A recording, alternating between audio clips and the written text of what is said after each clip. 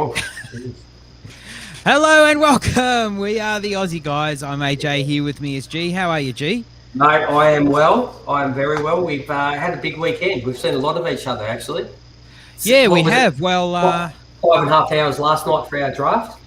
yes, our Melbourne League draft. So our one where we usually get the guys. I was going to say the guys, which sounds a little sexist, but we don't have any gals. Wish we did. No, we don't. But we get all the guys together we used to get them together live for a draft, but it's been remote the last couple of years, and that's good fun. Long. We actually worked it out today. If you do, it took us, 5 hours to do. How many picks was there? 200 and something? It only works out to be about a minute a pick. 20 rounds. Yeah. 20 rounds. It only works out to be a minute a pick, roughly. So that's not bad going. No, it's not bad going. But listen, speaking of not bad going, I'm going to keep this moving. Okay, so, that's good. This is the first time in 7 years. So, yeah. Got the hang of it now. Well done. Well, this is our annual 2021 predictions pod. I mean, we've been a bit patchy. I will be the first to admit that, and a lot of the fault rests on my shoulders. But we definitely come for the 2021 predictions pod. We do it every year, and we have two special guests. And our first one, I was reflecting on your name, Mr. August, because usually in NFL circles you refer to a player, Mr. August, someone who performs in the preseason, but then when it comes time, they don't have what it takes. Hey, so some people might make that argument, so. So maybe Mr. September might be more apt. Kyle, how you doing? Doing good, man. Good to be back here with you guys. I was pumped when I got the invite. Knew I had to make time to be here to do this thing once again. So I appreciate it, man. This is going to be fun.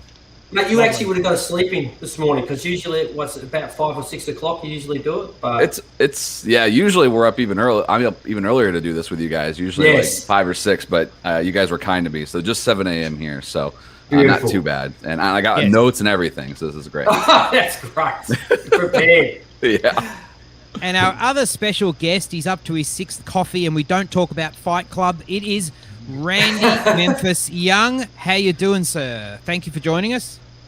Well, thank you for having me back on. Yeah, 6 cups of coffee. I'm tweaking a little bit, but we're going to get through this okay. And super excited to be back here with you. I'm a proud U.S. guy, but I love Australia. I cannot one day to get down there when we get this COVID behind us. Beautiful country, beautiful people. Thank you for having me on. And Kyle. Hey, Kyle. Hey, Kyle. Oh, and Kyle. Yeah. All right. Yes. That's how everyone describes him. We do have to give these guys some slack. It is early in the morning. It is in the evening for us, as it always is. It's one way or the other. So anyway, predictions pod, and G, you sent out the questions, and we tried to be a little bit different. There's the standard ones, but we tried to be a little bit different as well. Mate, never get a tradie to write questions. I should have left it to the school teacher because the explanation probably not that. Well, to me, it made a ton of sense. Well, as a guy who works on your own, so yes. It's the reason I work on my own. You don't have to explain anything to anyone. People just don't like me. Have you ever had an apprentice, G? No, I've had an employee. You have? I have had an employee. That poor bastard. He didn't last long. He was about 6'3". He had the big goatee, covered in tattoo. Really nice. What was his name again? Mate, Tony. He painted your house. AJ. Tony. Yeah, he's a nice guy. He was a nice guy. Wait a second. Back up here. So, you guys have been doing this podcast for how long? You've been friends for how long? And you send your employee to go paint your friend's house? No. I was there as well. It was a reno. He did a whole reno. Oh, okay. Yeah. All right, we'll give you the pass this time. I thought you were like, AJ, I don't have time. Just here, this guy can do it. He's my employee. He's better than me too. He's a better painter. So it would have been better not having me. He was a nice guy. That's awesome. Nice guy. So G, I'm going to let you MC it. You wrote the questions. You can load it up. Now, are you going to write down the answers as well? Oh, I can do that. Yes, I got a pen. I mean, admittedly, when we did the recap, basically every year I do the recap, I say, gee, have you got the answers? We'll go and tick them off. I don't know where I put them. Okay. And I end up listening to this thing again and just writing them all down. So that'll probably happen. So note two, I hope everything's going well, AJ. I hope you won all your leagues. And get ready to write down the answers. All right. No, I'm good. I'm ready to go. All right. I'm ready to go. Okay. Awesome. Rip that out. All right. So what we'll start off with the standard. So we'll start off with our divisional winners. Oh, okay. In each conference. So we'll start off tonight with the NFC, and we'll go to seeing Kyle. Kyle, we'll go with your boys. We'll go to the East. So give me the winners of the NFC East, West, North, and South. We'll keep it rolling so we don't get stuck on one division for too long. So right. give me each one. You want all four off the bat? Yeah, give me all four, mate, off the bat. All right, NFC. Obviously, in the East, there's only one right answer here. It's Dallas Cowboys. They could be the worst team in the league. I will choose them every year. It doesn't matter. So take that for what it's worth. Credibility established.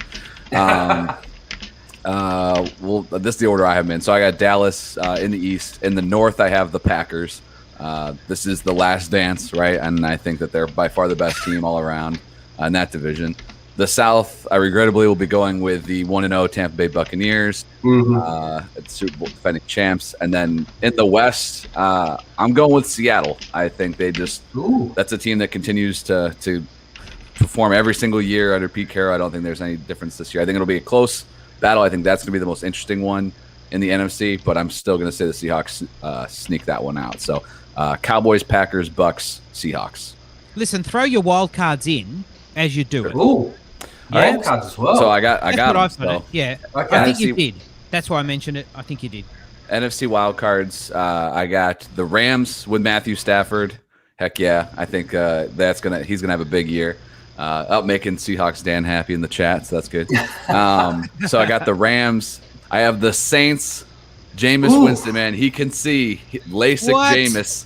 He is going to be bringing the Saints to a wild card. And then the last one, they went from the worst division in all of football. I think that these two teams are going to beat up on the Eagles and the Giants. I'm putting the Washington unnamed team as the last wild card slot. So I'm going with Washington as my third wild card. Not bad. It's not bad. A few wrong ones, but that's overall pretty good, mate. Pretty good. Pretty good. We'll see when we revisit this. Yes. Okay. Memphis, who you got for us, buddy? Well, I'm proud that my network mate just reached into a hat and just randomly drew out teams for the love of God. I've got the Packers, the North. I mean, they're clearly the cream of the North. Yep. The East, I do have the Cowboys. They're the I like to call them the tallest midget. Someone's got to win that division. I do have Tampa Bay. It's hard to go against Tampa Bay. I actually have the Rams winning the West, but on my wild card side, I have San Francisco and Seattle getting in the wild card, and then Carolina is my surprise wild card. I like what Matt Rule is doing with that team. Yeah, because I don't see a second team out of the East. I don't see a second team out of the North. So it was between the Cardinals and the Panthers, and I think they're gonna take a leap under Joe Brady. Obviously, my Sam Darnold bias is showing, but I do believe in that. And Matt Rule has had a significant increases in production in year 2 with his team. So obviously he's been a college coach up until now. But those are my 7. Nice. No, I like them. The Carolina one caught me off guard. Right up there with the Saints. I think the NFC is a little tougher because I think you're scrounging for teams in the NFC. I think the AFC we'll get to obviously here. Like that one was a little easier. I think there's a good amount of decent teams in the AFC, but the NFC is going to be rough. No, well, the NFC had so much, so like it was. Mediocrity. Think about this: the second best team in every division outside of the West. I mean, Minnesota. You're kind of like, the I don't know, just the football team. I mean, I don't know. The West is the clear cream of the crop in the NFC. Yeah, I had a hard time getting to 8, I guess is maybe a better way to put that. I struggled with, when I talk about my wild card, I had struggled with who I put in the wild card position, to be honest. Yeah. It is, I started to do every game and put wins and losses, and then I just found it easy just to say who are the shit teams and cancel them straight away, and whoever's left over will make it. So that's how I worked it out. AJ, who have you got? So fire away. Okay, in the West, I got the Rams. Seahawks are going to get the wild card, however. In the North, I have the Packers. Don't go wild cards yet, because you just confused me on my piece of paper. So just give me the winners first. Okay, well, the Packers in the North, I think, is an easy pick. And I got the Cowboys in the East. Again, I think it's an easy pick. And regrettably, I mean, I hate to do it, but oh my God, NFC South, I have to put the Bucks as the winners in the South. Sorry, G. No, mate, it's fine. I'm all good. All right. So you don't want my wild cards now? Yeah, now wild cards. Okay. All right. Seahawks, the Vikings. And you're giving these out and you're thinking, but I think the Washington football team, because, their team, that's a good team, and that defense especially, man, they're gonna get into the playoffs and they could even make some noise. But yeah, I've given them the other wild cards. So the Vikings really with the 7th wild card. Yep. So those are the 7. Yep. So I had to go with AJ. I've got exactly the same as you put down. I've got the Cowboys. Big lover of Jerry. And hopefully, if I keep picking him every year, I might get invited onto the shot. I got the Rams, the Packers, obviously, and the Bucks. How could you not in that? That's a terrible NFC. The South is terrible. I've also got the Seahawks, Vikings, and the Washington football team as my wild card. I'd say it's exactly the same. So that was the easiest one to eliminate, because there was a lot to eliminate in the NFC. Oh yeah, to get down to the last 3 for the wild card position. So there's no doubt. With that, no. All right, so we'll move across to the AFC. So Kyle, you're up again, buddy. Yeah, so AFC North, I'm going with the Steelers. I think they'll put on a little bit better show. I know last year the record was good, but I think they'll be a pretty solid unit. I'm hoping that offensive line is the only concern for me, really. So going with Pittsburgh. South, I'm going with the Titans with Julio Jones, your boy. That offense should be clicking this year, even with some of those changes. The East, I'm going with Buffalo, and the West, I'm going with KC. I think those two are feel pretty chalk to me. The wild cards, I'm going to go with the Miami Dolphins. I think Tua will have a decent sophomore year. We'll see how that one plays. That's going to be the most interesting situation in the AFC, I think, for me to watch from someone who has no skin in the game. And then the last 2 wild cards we're going back to the North for both of them. I'm going with Baltimore and Cleveland. It's weird to say the Browns, but heck, I put a nameless team in on the NFC side. So I'll go with the Ravens and the Browns. No Chargers. God, no what? Chargers. No Chargers. No Superchargers. And No, I'm trying to get these right, AJ. Come on. If you're trying to get them right, why'd you pick those teams? Come on now. That's it right there. I mean, I heard those teams and I was like, book it, man. Okay. I've noticed that Memphis, after 7 cups of coffee, is a different person that I talk to on the phone sometimes. I'm just holding on to this desk to keep from levitating. Hold on. All right. Shoot yours to us, dude. What have you got? All right. So I have Indy. Indy winning the South. I don't know what happened. Indy was a 10-win team per Vegas, and there wasn't a lot of them this year, even with 17 games. Wow. Nothing's changed, right? We had the Carson Wentz situation, and all of a sudden he's going to be back week 1. So I don't understand how Indy's not the favorite there. Kansas City, obvious. Buffalo, obvious. I went Baltimore with the North. My wild cards were Cleveland. It was between Cleveland and Baltimore for the North. I gave Cleveland the wild card. I do have the Chargers as a wild card team, and then I have the New England Patriots. Mac and Cheese going to lead the New England. I think New England is the sneakiest value on the board. They had like 8 opt-outs last year. They're going to be back to running their offense. A quarterback who can, in fact, complete a forward pass. And so I'm gonna go New England. Miami, Tennessee, those were teams in the mix for me as well. But that's my 7. No Tennessee. Jeez. Julio goes back on It's the hard shelf. It's hard to make the playoffs when you had the 29th ranked defense last year, and arguably it got worse. Granted. Not wrong. Defenses win But they'll do championships. They do. Just slow it all down. Yes, Slow it yeah. all down. AJ, who you got? Okay, in the West, I've got the Chiefs. I don't think it's. Yes. Honestly, Get off that limb, AJ. Jesus. Broncos and the Raiders just look just awful. In the East, I got the Bills. Again, these are chalk, really, aren't they? In the North, right here is where I think it becomes a little bit debatable. You go a number of ways. I went with the Baltimore Ravens and that amazing offense with so many pieces, just really one. You only need one. And in the South, I went the Titans. So this is where Randy turns on me. I went the Titans in the South. I'm sorry. And my wild cards, or the Chargers are going to get a wild card. And in the North, I gave two. I gave to the Steelers and the Browns. But I have to say, though, the North, I mean, there's going to be a lot of cannibalism in the North as well. I mean, that's a tough division. Yes. That is a tough division. All right, so what They'll beat each other up. They will. without a They doubt. will. And it'd be like one of those, I don't know what animal it is, but when it gives birth, it gets the smell of the blood in the water and it starts eating its own young because it doesn't know any better. It's a bit like that division. They start eating their own. How would you like to be Cincinnati in that division?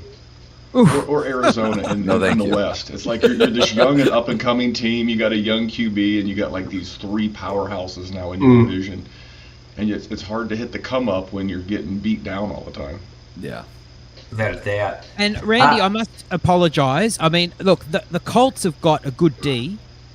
I couldn't quite get him in there. Let me ask you this: what advantage do you give the Titans over the Colts? I mean, would you take Frank Reich or Mike Vrabel? Oof. I think I'd take Vrabel. Defense, Colts or Titans? Colts. Offensive line, not offensive a question. line, offensive line, Colts or Titans? Colts. Okay. How much more do you like Tannehill than Wentz? A lot. Yeah. Then that has to be your differentiator between the Colts. That means that Ryan Tannehill is so good that he's good enough to overcome the inferior defense, the inferior head coach, and the inferior offense. That's what you're saying. That's how you're prognosticating that. That's what I'm asking Titans people. We're not meant to mention Fight Club, but Randy wants to start one up right now. No, These are just questions. I'm not grappling. Nobody's gone to Houston yet, which pisses me off. I want to be a believer. Wentz is not doing anything to fill me with confidence. This is the problem. I'll jump on that. He was a top-rated per PFF quarterback up until last year. I get last year was a shit show deluxe. Yeah. But I will just say this: Andrew Luck, Jacoby Brissett, Phillip Rivers, Carson Wentz are all QBs who have had their best efficiency season under Frank Reich. They got the band back together. I mean, I understand the hesitancy. I completely do. My bet is not as much on Carson Wentz as it is on Frank Reich. I mean, you think about last year. You're a Chargers fan. We were shipping Uncle Phil off to the glue factory. We were done with Uncle Phil. He was done. And all of a sudden, he came out and threw 4,200 yards, had like 11 interceptions, which is very good for him, and 25 TDs. I mean, I'm looking it up now. I'll take it. Oh, yeah, man. It wrung the very last few drops out of Phil Rivers', tank. My analogy was running out. Yeah. I think, yes. Look, all the respect, Randy. Carson Wentz, I'm just filled with doubt, and I just need to see it. And I hope he brings it. I really do. But anyway. 24 TDs. Okay. So who have I got? I've got Chiefs, Bills. I've gone with the Titans, but I have the Steelers in the North. My wild cards, I'm going to keep everybody happy today. It's the Chargers, the Browns, and the Colts. Oh, there we go. Classic G. Just keeping everybody happy. But, which is quite unusual for me.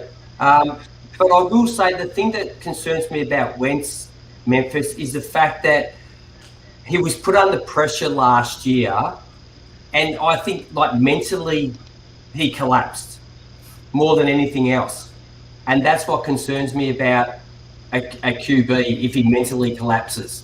I think he was put under pressure, and he didn't like there was someone standing behind him, ready to take his spot.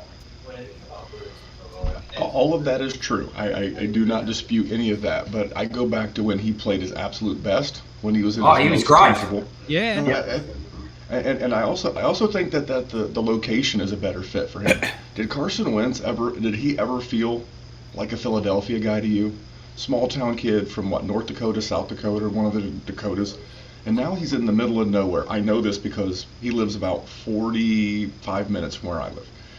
And it's a better fit for him personality-wise. He's reacclimating to an offense that he knows.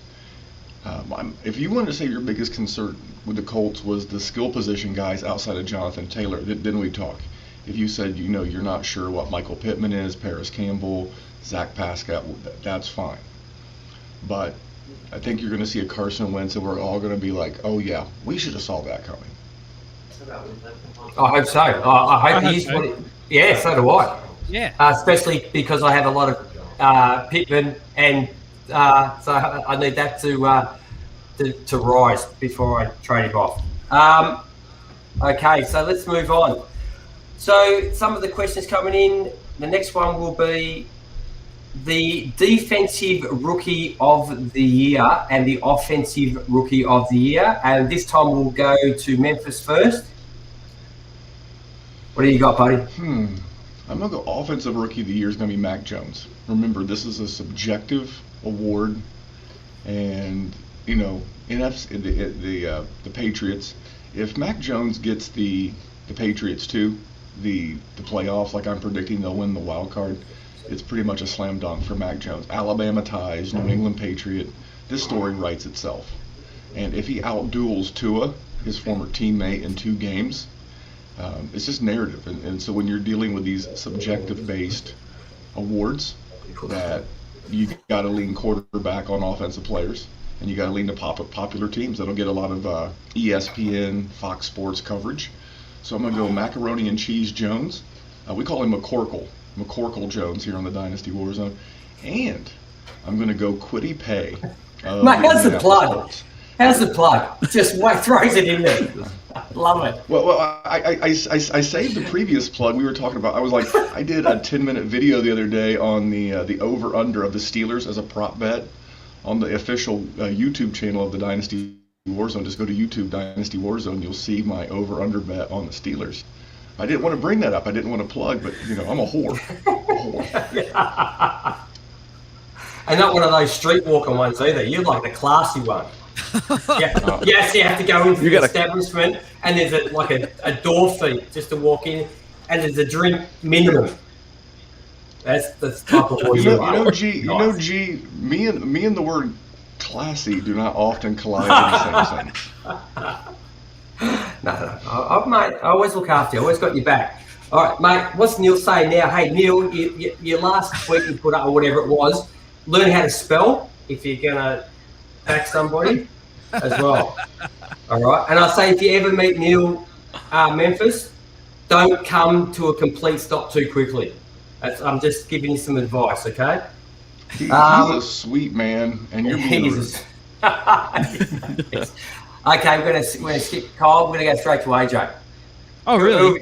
Who have you got? You know what? If you had asked me before the preseason, it would have been someone else. Sorry, we haven't got your defense, Memphis. No, I was Kwity Paye. Kwity Paye. Oh, sorry, Kwity Paye. I think he's going to be a double-digit sack guy, and I don't think he'll get the hype coming into the season of a Bosa brother or that could chase Young, but I think he's going to have a big rookie season because the Colts lost D'Amico Autry and Justin Houston, and they're going to need someone to bring it off the edge. And if he gets double-digit sacks, again, I'm going with the glamorous, sexy positions, quarterback, defensive end. It's just how voters vote. Yeah, look, Kwity Paye looks fantastic, but I don't think you can go past Micah Parsons. And one of the things I was worried about with Parsons was the timeshare, and I thought it was going to be a bit of a three-way maybe rotation with obviously Jalen Smith and the other guy. Kyle. Vander Esch. Yes, The lone wolf. The Lobo wolf. Yes. Yeah, but he has lit it up in the preseason, and I think he is just like demanding to be on there 100% of the snaps, essentially. And then Jalen Smith and the other one will end up splitting time a little bit, sadly, because Jalen Smith, I don't know why he seems to be on the outs, but I mean, he is a fantastic player. It's just, yep. I mean, I don't know, Kyle. If you slow.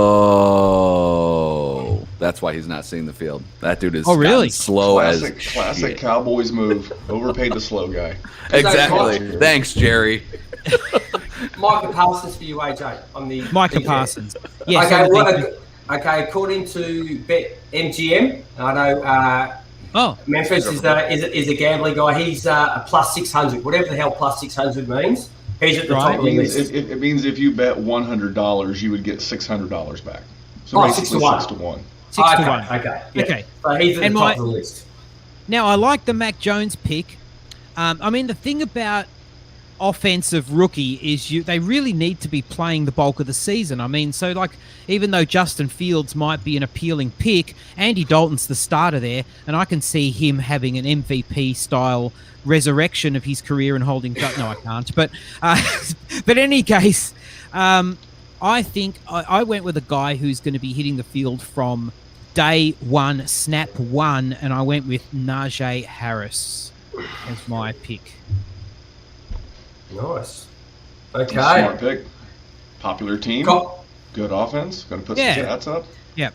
See? And showed it in preseason already. So. Oh yeah! Wow. Kyle. Yeah, I think I like the picks for offensive rookie of the year that we've heard already better than mine. I think that if you think any of these rookie quarterbacks leading the team to the playoffs, that I think they're automatic. I think the Steelers will be good, so I think Najee is probably the next pick there, which is solid. But I'll just stick with whatever I put down here at 9 p.m. last night. I'm just gonna go with Kyle Pitts. The dude's number-wise should just be off the charts compared to what we've seen from this position. He should just get an obscene amount of looks. So if I don't believe any of the quarterbacks are taking their team to the playoffs, I'll go with Kyle Pitts there. Regrettably, maybe, but and then on the I don't have any other good reason. Might never regret a Falcons pick, mate. Never. And then defensive rookie of the year, I'm with AJ, and for the same reasons that Memphis, but flashy player on a flashy team that will be on TV far too much. Parsons, he's going to get a crap ton of playing time, which I didn't think he would, but that linebacker room has shifted quickly. Yeah. So it'll be Parsons and Keanu Neal as the starters, which is crazy. But Parsons will be defensive rookie of the year. Okay. I've gone with a quarterback, and I'm going to go with the flashy pick that AJ was saying. Dalton will be on the field. I think Justin Fields will play 17 games and a half. 3/4, and a half. So I think Justin Fields has already shown us that if what he takes out of preseason, if he can do that and improve as the season goes on, which you'd like to think he will, I think he's going to catch everybody. And he's a quarterback. So if you look at over the seasons, mate, quarterbacks win the awards most of the time on average. So I'm going to take Justin Fields as my offensive rookie of the year. And on the defense, I'm actually going to go with a linebacker at a different team. I'm going to go with Jermaine Davis in Washington. I think he's on a great defense, but he'll be getting what gets through is obviously going to get slowed down by that front, and he's just going to be mopping up. He's going to get in a heap of tackles. He's in the middle linebacker there. He's going to be starting. I just think on that defense, it only makes you look better. I think he's just going to rack up big numbers for a rookie. AJ, you're the defensive guy. Yeah, and I think a lot of the other Washington linebackers are just Jags, I mean, Cole Holcomb maybe is the other one who might be a full-time starter, and he's like, whatever. So, yeah, he's got definitely lots of possibilities there. As you said, guys will squeeze through that line. If they do, then he's just going to go bang. That's a game over. Yes. Okay, so let's move across to the big boys and the veterans, so to speak. Offensive and defensive MVP. We'll start with Kyle. Oh, nice. All right, leading the charge here. Offensive MVP, I'm going to go with Russell Wilson. The Seahawks win the division. The dude's never won one, and I think that factors in because, I mean, look at all the MVPs that should have been awarded to people that haven't never got it. So, or in those years. So I'm going to go with Russ as the offensive MVP. I also factor in that if I think I know who it is, I'm probably wrong. So I'll just go with my third guess. So Russell Wilson. And then defensive MVP, I'm going another fresh face here. I'll go with Chase Young. I think Washington makes the playoffs.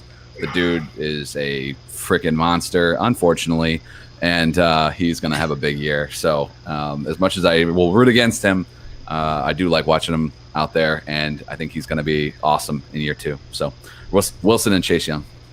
Beautiful. Memphis, load up and fire, brother. I'm going to go Defensive Player of the Year. Maybe you've heard of him. His name's Aaron Donald. He's pretty good at football. I'm going to continue. What do they do in major radio? You play the hits. I'm just going to go with the hits. I'm going to go with Aaron Donald. And, man, offensive MVP is going to be tough. I wanted to go with his teammate, but I got to go back to Patrick Mahomes. I just think he's absolutely going to set the world on fire. I see our very own buddy Neil Gray in the comments. He said Derwin James. If there was a defensive comeback player of the year, maybe. I think he would deserve an award if he just plays 16 games or even 17. So, but yeah, for me, I'm gonna play the hits. I'm gonna go Patrick Mahomes and Aaron Donald. Yeah, they shocked me, both of those. I did just see any of those coming, brother. Yes, sir. All I got is hey, anyone else got the Carolina Panthers in the wild card? No. That was my bold take. There we go. He got that one out of the way early. He's like, all right, I can just get these right from that here one out on. of my system. Shut the fuck up, G. Get on with the show. AJ, what have you got? Defensive Player of the Year, I got Nick Bosa. That was my other one. That was my other, by the way. Not Joey, Nick. Not Joey. No, I think Nick is better than Look, Joey's good. Nick is better than Joey. Trust a grown man named Joey. Just write that down. I've got a brother on Joseph, not Joey. Joey's cool when you're 12. Joe or Joseph. Write that down. So I think this is his year. I blame the coffee. This is his year. Once he hit high school, Joey disappears. Out the door. Yep. And offensive player, listen, you could go in a number of directions. I went with Mr. Contract Josh Allen. I think he is, I picked the Bills to win their division. I think they're going to go far in the playoffs. And I think it might be his year. Offensive player / MVP, Josh Allen. Okay. Number 1 QB for the year. All right. That one half of football that Josh Allen played. I mean, running the ball is optional in Buffalo. He's gonna post monster stats. So that's a great call. Emmanuel Sanders, baby. Yeah. Well, for my picks, I'm going to go another brother with a different name. I'm going to go TJ Watt, the Pittsburgh Steelers. Man, the dude is just, mate. I'm just reading here. He's past rushing production was off the charts. Sacks, hits. I'm going to go TJ Watt for Defensive Player of the Year. And for Offensive Player of the Year, believe it or not, at the age of 53 years old, I'm going to take Tom Brady. No, I'm really? going to take Tom Brady. I think if he can do the second half and do that for the entire year, mate, he wasn't that far behind Patrick Mahomes once he got going and those guys. And mate, we're going to a few other picks coming up, and this will be why he's going to be the MVP, and he's going to ride off into the sunset. No better way than how this season's going to finish for him. So they're my two: TJ Watt and Mr. 47-year-old Tom Brady. 40. He's not 47 though, is he? 45. He's old. He's just old. He's almost my age. He's old. He's catching up to you. He's catching up. He's catching up. Okay, so the next question, these are a little bit different. So hold on. I'm going to call a timeout. Okay. Can I call a timeout? Yes, He's please. almost your age. He's still playing professional football, yet you're hating on him. I'm not, mate, I just gave him the MVP. I gave him the MVP. I'm talking him up. Well, you keep calling him like 53 and 47. My man's 43. Mate, I hate on him. Killing it. Mate, I just want to say that there's people around my age that can still do stuff. That's all I'm saying. This is like to my son. He keeps asking me what was the Second World War like. Like, how did you cope? That's how old he thinks I am. So, okay. So our next question is the QB. This is where we might get lost a little bit here because of the way that I frame these questions to you guys. The championship games in the Super Bowl? Oh, sorry, we are too. Yes, I forgot all about those. Okay, just do the championship games and the Super Bowl. Yeah. So I want the winners from each division, and then from each conference. Sorry, and then the Super Bowl champion. We'll just move it across there. Just do that. Quick, go, boom. Kyle. NFC, AFC. Who have you got? And then the Super Bowl champion. So I have Packers coming out of the NFC, the Chiefs coming out of the AFC, and Aaron Rodgers, Last Dance, Netflix special, Packers. Memphis, who you got? I can't do that. I have got the Buffalo Bills get the job done, the LA Rams in the NFC, and Buffalo takes it down. Oh, Jesus. Buy those tables now, people. Get them now. About to be a table shortage. Straight down. What have you got there? Home Hardware. We've got Bunnings. You've got a shitload of those plastic tables. They're just... We just have the Arthur Blank Emporiums here. AJ, who you got? Randy and I have got some simpatico going tonight, I tell you, because I had, in the AFC Championship, I had Chiefs v Bills, and I got the Bills winning. And in the NFC, I've got Rams v Bucks with the Rams winning. So it's a Rams-Bills Super Bowl, and I've got the Bills taking it all. Dang. All right. Woo. Well, I haven't put it together that much. I've just got the Bucks winning the NFC. I've got the AFC going to the Chiefs. We're going to have a replay of last year's Super Bowl. And believe it or not, we're going to have the same result. Dang. Oh. Well, after all that, we're just going to roll it back. Yep, we're just going to do it all over again. That'll be brutal. And old Tommy walks off with another Super Bowl, add it to another finger, MVP, and thank you very much for my career. He was pissed Memphis off. He's out. Hey, just quietly before he comes back, we should talk up the Colts a little bit more before he comes back, okay? I don't know. I didn't really hear too much conviction in that. Hey, we got the podcast dog. Jim was making an appearance. It's the official dog of the Dynasty Warzone. And its name? What's its name? Her name's Gemma, the official podcast dog. She's going hammer right now. It's early. She's like, Dad, we don't podcast this time of the day. You're off. She's like, this is our 15th podcast of the week already. What are we doing here? Yeah, so I'm trying to keep her under control. Excellent. All right, so let's keep this moving. We're not doing too bad tonight, actually. No, we're doing all right. We're doing well. Okay, so the next question is, like I said, I probably haven't formulated in the best way that I could have done it. So I'm probably going to catch somebody out, if not myself. Okay, so we've got the QB with the most yards. No, the percentage between passing to TDs. So last year, for example, the guy on top of let me get it up here. I've got it here somewhere on my laptop. It's running pretty slow because Noah's playing PlayStation. Okay, last year, the winner at the top for most TDs to yards was Aaron Rodgers.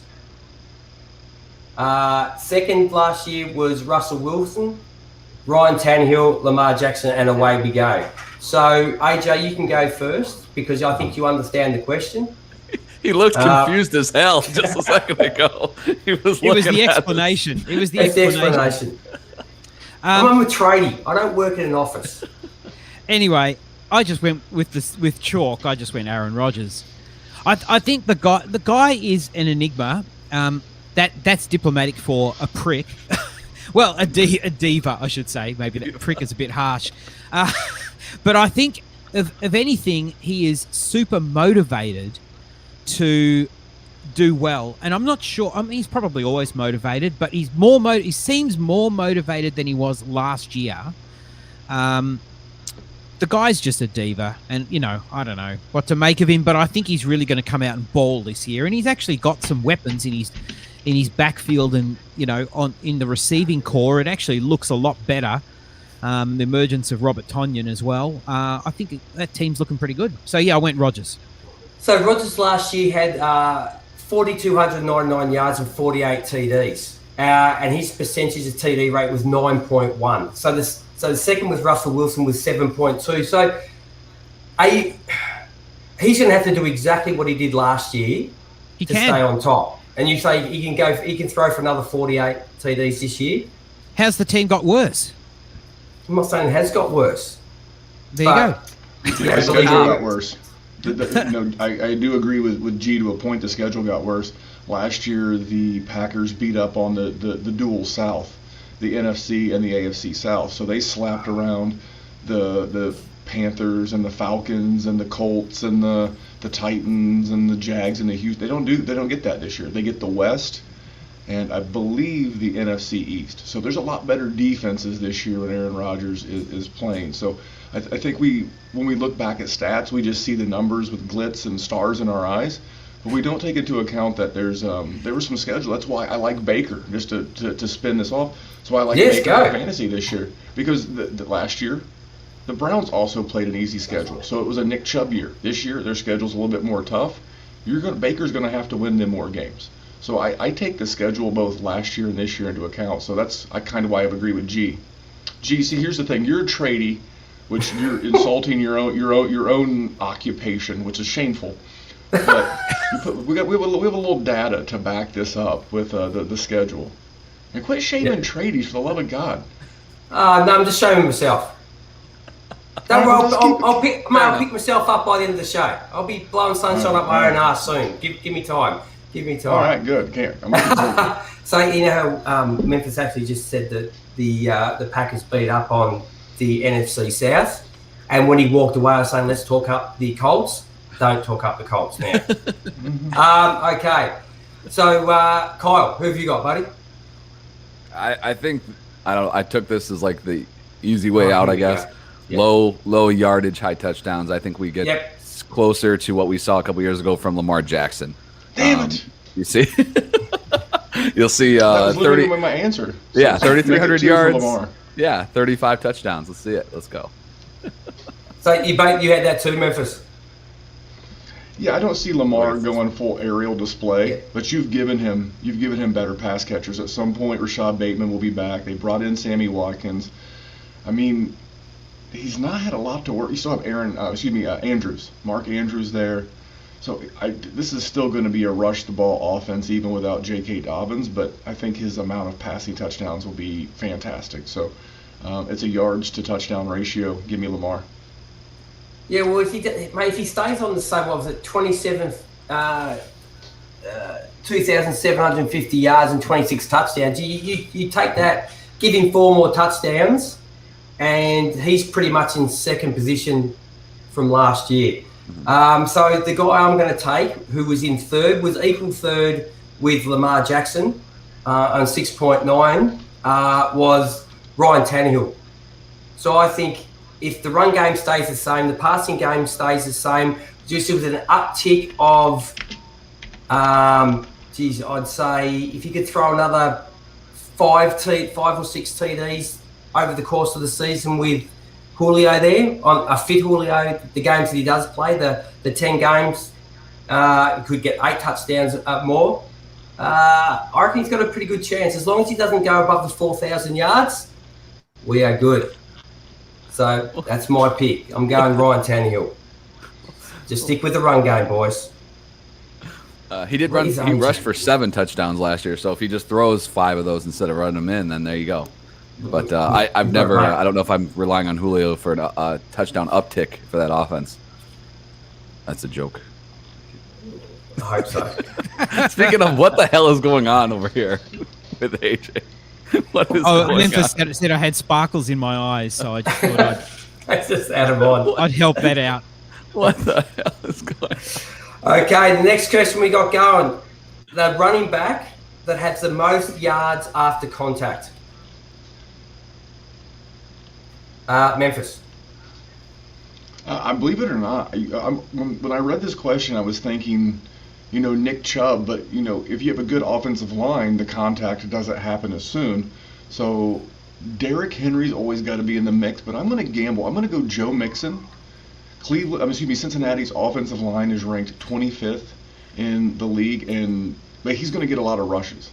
I think they're going to want to keep Joe Burrow from throwing 40 times a game to minimize his exposure. They're going to lean on Joe Mixon, and then a bad offensive line is going to force him to break tackles. So yards after contact, I'm going to go Mr. Joe Mixon, which is hurtful because everybody in Dynasty space knows that I'm not a Joe Mixon guy. Mate, we've had a few discussions about Joe Mixon in our time.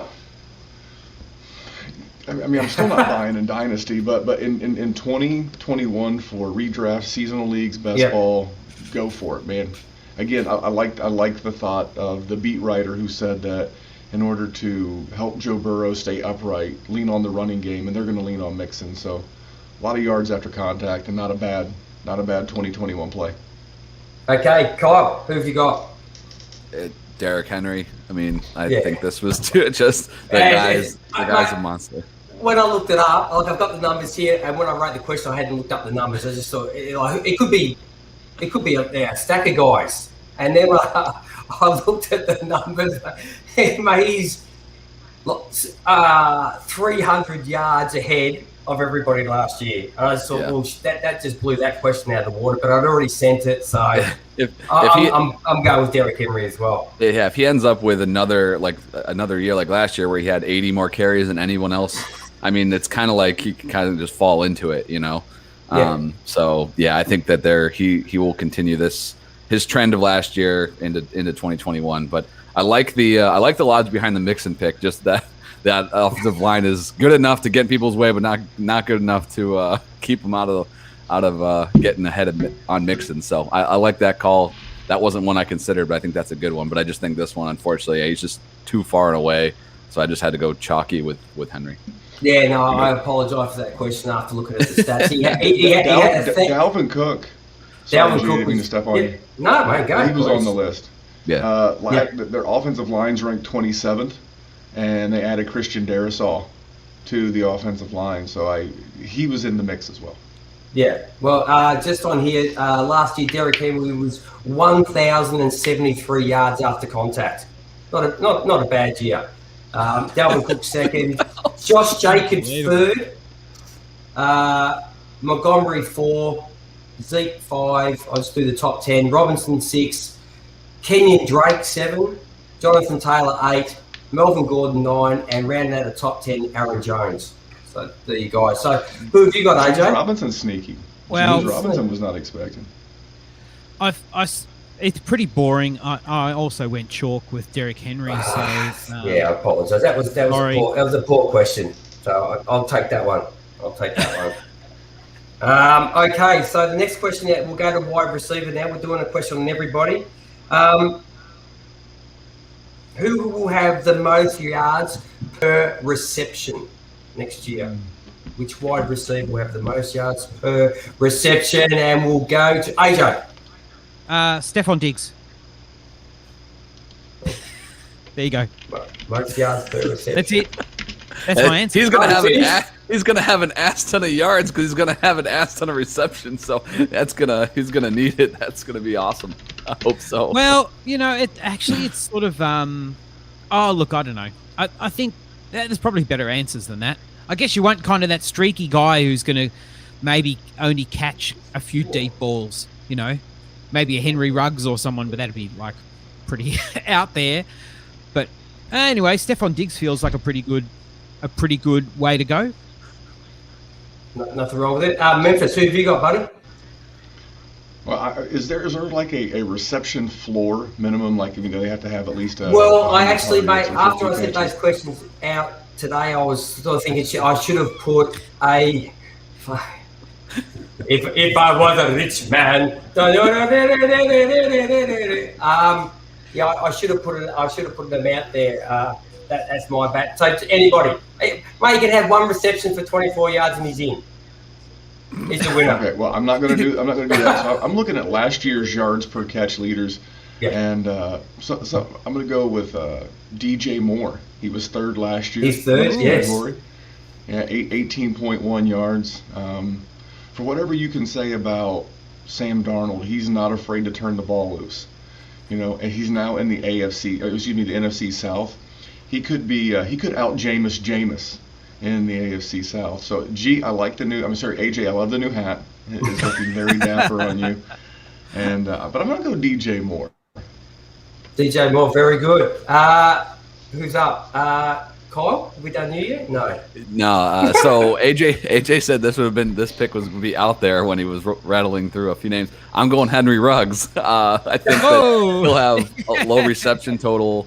Aguilar was up there. I don't know. I don't have the list in front of me. He was definitely at second. He was so second, yeah. I think he fits right into that. And so I went with the low volume number on the receptions to try to balance that out. So I went with Henry Ruggs. Very good. I did actually think about Henry Ruggs after I saw Nelson Aguilar up there. But I'm going to go the guy who was number 10 last year, and that's DK Metcalf. Let's air it out. Russ is going to air it out this year. And, mate, seriously, the dude's got, what's he running in college? Under 10 second? And I don't think he slows down with all the equipment on either, to be honest. I'll take the DK Metcalf here. So I'll just quickly go through who were the top 10 last year. Marquez Valdez-Scantling 1, Nelson Aguilar 2, DJ Moore 3, Gabriel Davis 4, Brashard Perryman 5, Will Fuller 6, Jerry Jeudy 7, Rashard Higgins 8, Justin Jefferson 9, DK Metcalf rounding out the top 10. So from per reception, we go to the wide receiver with the most yards after the catch. You can fire us away, Kyle. I went with Robert Woods. I think he'll be pretty high volume this year with Stafford under center. Him and Cup have both actually been pretty decent after the catch totals over the last couple of years. Never the leader, but I think they could be this year. So I'll go with Robert Woods. Very good. AJ? I went Devontae Adams. He does pretty well in that department. But Robbie Woods he is so underrated, and he does definitely have lots of yak. He's amazing. He's definitely, he's going to be, it'll be interesting to see that offense this year. It's one of the things I definitely look forward to. But I think Devontae Adams, Rodgers is back there. You can kind of, chalk all that down for one more year, really. Well, with the draft that we had last night, the 2Q Super Flex League, mate, I waited till round 5 to take my first quarterback, mate, and I was more than happy to get Matt Stafford as my number 1 QB for this year. And I was pretty happy to get Ben in round 9, so that's not too bad either. Memphis. Who have you got, buddy? If I'm sticking to wide receiver, I'm going Cooper Kupp. Finished 5th in this metric last year. And here's the thing. His yards after the catch were good last year, but his catch volume should go up. So you just think about those guys that operate in the short to intermediate area close to the line of scrimmage, and I'll take Cooper Kupp. And because I think, and I agree with Kyle's thought on Robert Woods, it's that when Cam Akers went down, think about the New England Patriots years ago with Wes Welker, and that short passing game was an extension of their run game. I think you're going to see a lot of that in LA with the Rams. Right, we are starting to sync up like two girlfriends. I'm going Cooper Kupp as well, buddy. I don't know why that took me that long to get that. It's early for you guys, it's late for us. So stuff's going to start coming out in a minute. Okay, let's move on to the next question. So we've got the tight end question. Hopefully everybody understands this one. This one might confuse a few people. The lowest total of catches per TD. So, for example, we have the Robert Tonyan from last year. We have the year that Jimmy Graham caught like 20 touchdowns on 21 passes for 50 yards when he was in Seattle. So that's what we're looking for. So who have we got? We'll start with Memphis. Sorry. Man, this one's tough. I'm thinking Jimmy Graham's still in the league, right? He's still in the league. Mate, how did he not just give it away? That final catch for the TD, straight down the race. Mate, that is a perfect walk-off. Yes, 100%. This one might blow some minds, but I'm going to go Jared Cook. I think Jared Cook in LA with the Chargers could have like 8 touchdowns on like 32 total catches. I could just see him being a total red zone monster for Justin Herbert in that offense. So for me, give me the grizzled. I went Jimmy Graham, but without Jimmy Graham. I'm going to go Jared Cook. Nice. I like it. Kyle. I'm going with a wily veteran, even though he's not as old as Jared Cook, but I'll go with Gronk. I think Brady's going to be putting up 50 touchdowns this year. So he's MVP, Super Bowl champions. No. But he'll be good enough to get Gronk the leader and get me the W in this category. So going with Gronk. 25 catches, 12 touchdowns. That's what's going to happen here. Nice. Kyle went straight back to his standard scoring non-PPR roots there. Yes, let's go. Mate, we play in the NFL run league. We got one because it was the original one when we very first started. And mate, I am so pissed that they changed to PPR scoring. Was it last year they did it for the first time? Don't know. Actually. Mate, just give me one league with standard scoring. Just just give me one black and white movie. That's all I ask. In the world of digital, just give me black and white film. Just good old porn on VHS, not on the internet. Just the old cassette, and you have to fast forward it. Just old school stuff. And then you pinch your dad's tape and you put it in, and next thing you pull it out and the tape's stuck in there, and you know he's. Oh my God! I had to wind that thing back, man. With a pencil. Yeah. With a all right. AJ, who you got? You know, I really like the Jared Cook pick. Yeah, I'd like the Jared Cook too. Yeah, that was very good. I actually went Robert Tonyan. And I think with some tight ends, you kind of avoid players like this, but I think Cook and Tonyan, they're easily fantasy startable because I think they're going to get touchdowns, no problem.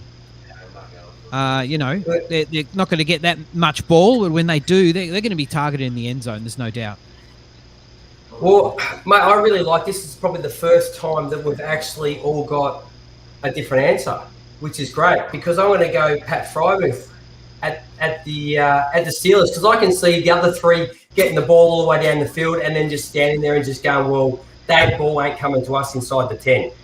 So he could have 20 catches for 15 touchdowns and 100 yards this year, Pat Frymouth. So that's great that we actually all had someone different. So, okay. So now off the players and onto a team question. The highest individual team score for the season. So what team will put up the highest score? And if you want to give me a score, more than welcome to do that as well. I thought it was a score from a game, G. A game. No, score. it was team. I actually said team, didn't I? I sent out? Yeah, maybe. Yes, maybe. Okay, so I want a team score and the team. In one game, right? Yeah, you can even tell me who they're playing. I even went that far. So I'm just trying to find out some examples here. What was some team scores from last year? Okay, last year the winner for this competition last year was the Buffalo Bills versus Miami. 56 points they put up. Whoa. New Orleans was second against Minnesota. They put up 52. And then the Cleveland Browns were third and fourth. They put up 49 and 48. So there's just an example of who was on top. And that's the numbers you're sort of looking for. And I can say that probably the top 10 were all above 45 and above. Oh. So that's what we're looking at. So I'll go first so you guys can have a bit more of a think about it. So I picked the game, and it's week 1. It's the Packers at home against the Detroit Lions. Nice. I didn't go above the 50, but I stopped at 49. So based on this, which the Cleveland Browns did that last year, they had 3 passing TDs, 2 rushing, and 1 return TD. So I've taken the return TD and given that to Aaron Rodgers to make it 4 passing TDs and 2 rushing TDs. And then, whatever the field goals were after that, there's a couple of field goals in there and extra points, obviously. So that's my prediction. In the first week of the season, we're going to see the highest score for the year. Kyle. All right, I'm going week 3. I'm going the Pittsburgh Steelers, handing it to the Cincinnati Bengals, putting up 58 points. Bam. Ben Roethlisberger, 7 touchdown passes. That's how it's done. They figure the rest of that out. Some numbers. Bam. So what was it, 58? 58. 58. Yes. Memphis, who you got for me? I'm trying to find the exact week for you. It is going to be November 14th. I don't know what day of the week. I think it's a Thursday. And it's going to be the Chiefs at the Raiders. The Chiefs are going to hang 56 points on the Raiders in the highest scoring game of the year. Indoors in the new Allegiant Stadium in Kansas City. That place is going to be rocking. I just say, but that is a beautiful looking stadium. The black seats look fantastic inside a stadium, all black. Do they? It looks great. Like a death Roomba. Like the little Roombas that clean your carpets. It looks like a death Roomba. That's hilarious. That's awesome. Okay. AJ, who you got? Hey, I must confess I misunderstood the question, so mine is a bit messed up because I went about it the wrong way. Total. I went total. So I went week 5 Bills at Chiefs, and I had the Bills winning 45-38 for a total. But it put me down for Bills 45. But you've got to say that that's probably the wrong spirit because you've got 2 very high scoring teams where really you want a high scoring team against a team with not really any defense or offense at all to speak of. The Ravens on this list are 7th, and they put up it was against the Cleveland Browns, made 47-42. Yeah. Wow. So okay. Yeah, and you had that. Okay. Let's keep it moving, G. Let's keep it moving. Okay. Yep. Okay. So this is one against which will go down as a black mark against the actual team. The lowest attendance for a team this season. Who will it be? What team will have the lowest attendance at a game? Kyle. So just to make sure I understand, can attendance be 0? No, mate. Okay. Well, no, it can't be a COVID game. Though. All right, just making sure because I had that too. But I'm gonna go with. I did type in 2020 attendance, and mate, they were pretty low that year. So yeah, I went back to 2019 to have a look what the numbers were. I'm gonna go. Yeah, so I'm gonna go with. I'm gonna go with week 4. I don't have to give me a week, mate. Just give me a team. I just want a team. In one game, right? Yeah. Just lowest game is gonna be Cincinnati week 4 at home. They're playing the Jags. Okay, geez, you even gave me a team, mate. I just 2 teams a game, mate. Cincinnati. Team. There it Cincinnati. Nobody watches them. Cincinnati. So I looked this up 2 years ago because obviously there were not very many fans last year. Like you can see the percentage because like the Bears have a small stadium, right? But they sell out every game. Like literally their attendance percentage was 100 and 100.7. So somehow they had more people than they should have in that game. But Cincinnati was like 74% of their total games in 2019. So I went that route. I went back to 2019, the worst. AJ, sorry, dude. Yeah, but hang on a second because don't tell him. There's a caveat to that. Because you can only fit that many people in the stadium. You still couldn't fill it. Yes, and let me say, we always have a very strong contingent of the opposition fans, so that counts. That's total attendance. Is it total? No, it is total attendance. There might only be 10K actual Charger fans, but there'll be 70K bloody Pittsburgh Steelers fans in the stadium. Exactly right. Memphis, who you got for me, buddy? Who has the lowest attendance for a team this year? It's the Chargers, and it's not remotely close.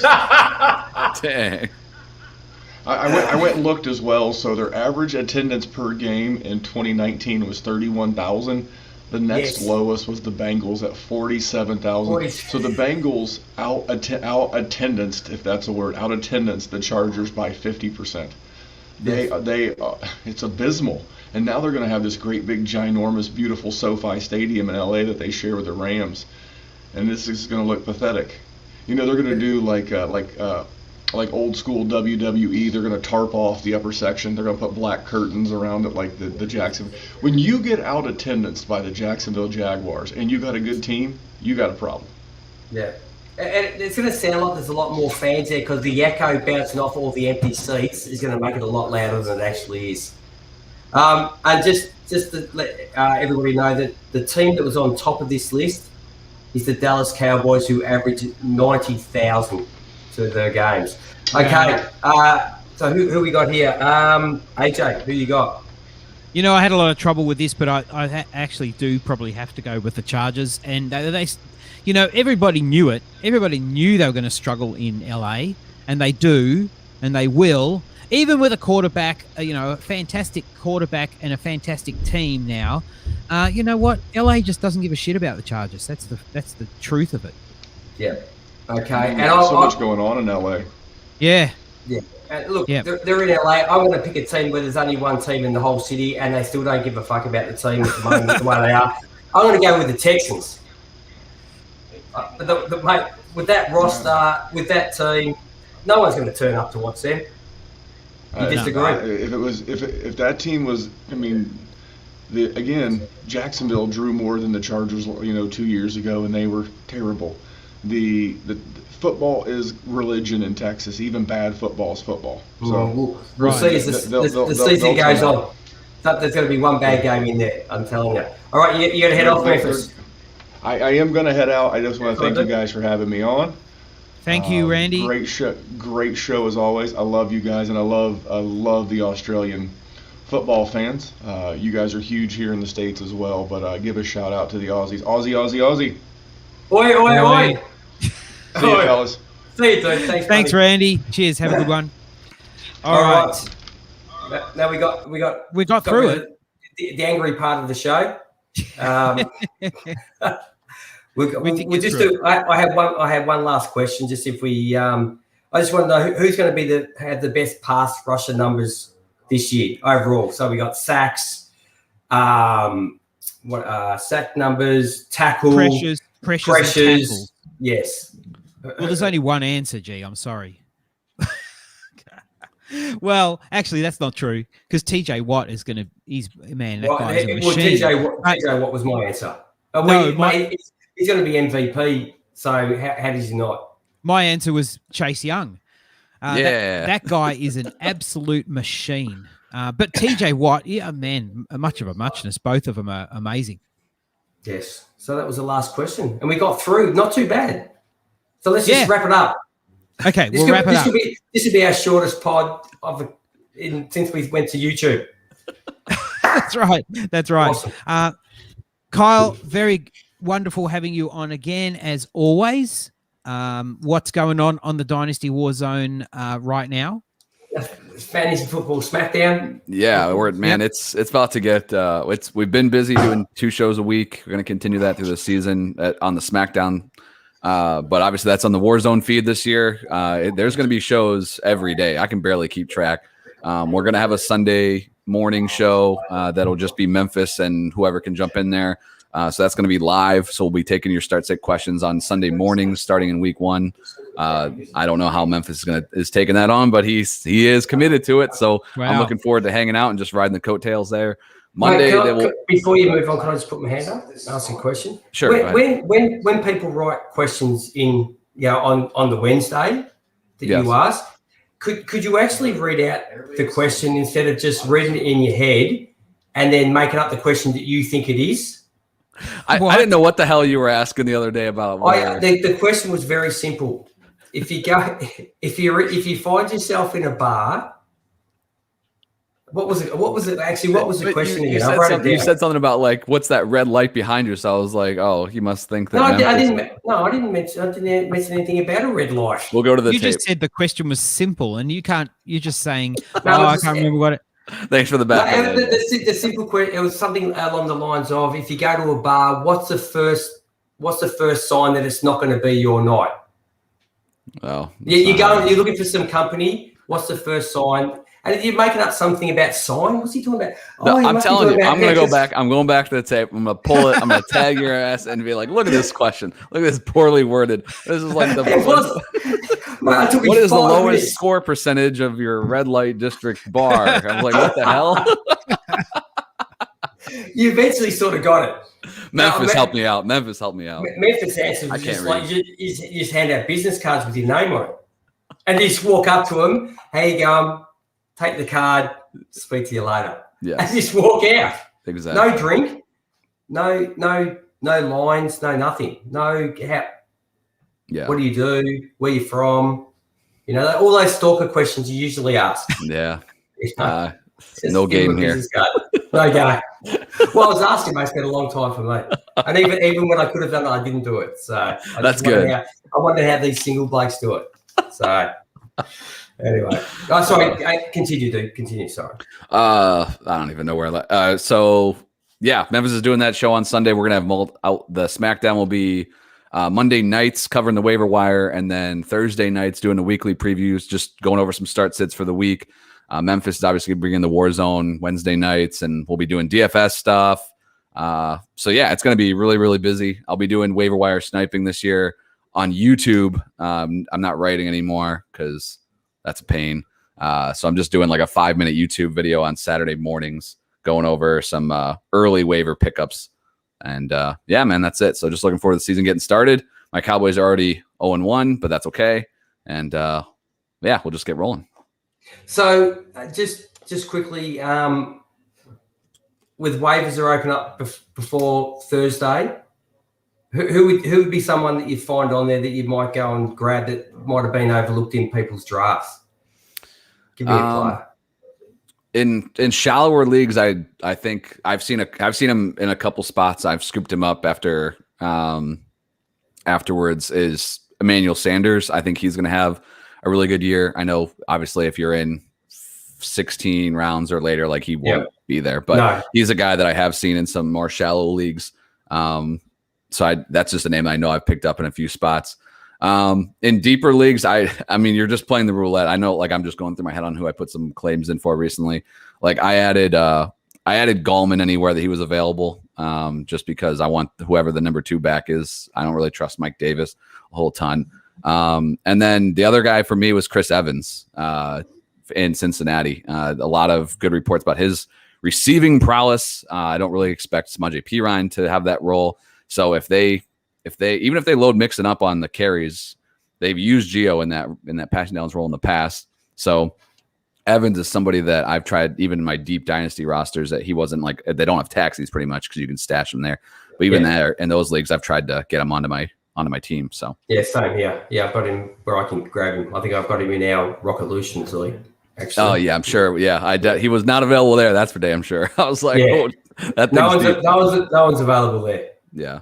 Well, I had to cut 10 guys off my roster before Thursday, so I got some work to do. So those are some names off the bat, but on that waiver wire sniping show, how I've done in the past is like obviously we'll highlighting any players that would be good streams that are readily available like a week ahead. So I'll do that for ahead of week 1. So I'll pretty much be looking at players to stash as streams for week 2, or a lot of times I'll cover like, hey, here's the best handcuffs just to slide on your roster in case the starter goes down on Sunday, and then you can always cut bait with them later that week.